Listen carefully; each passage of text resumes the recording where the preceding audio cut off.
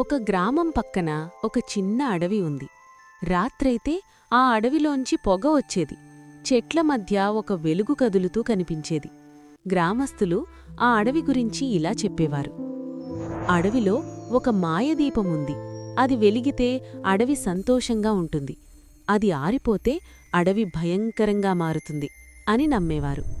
ఆ గ్రామంలో రవి, మీనా, చింటూ అనే ముగ్గురు మంచి స్నేహితులు ఉండేవారు. రవి చాలా తెలివైనబ్బాయి, మీనా చాలా ధైర్యమైన అమ్మాయి, చింటూ సరదాగా ఉండే చిన్నోడు.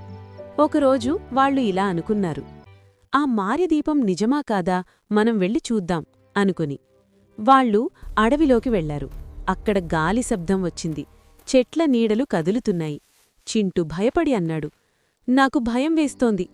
మీనా నవ్వుతూ, భయపడద్దు, మనం ముగ్గురం కలిసి ఉన్నాం కదా అని చింటూకు ధైర్యం చెప్పింది. అప్పుడు ఒక పెద్ద చెట్టు దగ్గర తెల్లగా ఒక వెలుగు కనిపించింది. అది భయంకరంగా లేదు. అది మృదువుగా ఇలా మాట్లాడింది, నేను ఈ అడవికి ఆత్మను. మాయదీపం ఆరిపోయింది, అందుకే అడవి బాధపడుతోంది అని రవి, మీనా, చింటూకి బాధపడుతూ చెప్తోంది.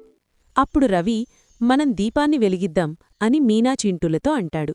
అప్పుడు మీనా ధైర్యంగా ముందుకు వెళ్లి దీపాన్ని వెలిగించింది. దీపం వెలిగిన వెంటనే చెట్లు అందంగా మారాయి, సీతాకోకచిలుకలు ఎగిరాయి, పక్షులు మధురంగా పాడాయి. అడవి ఆనందంగా మారింది.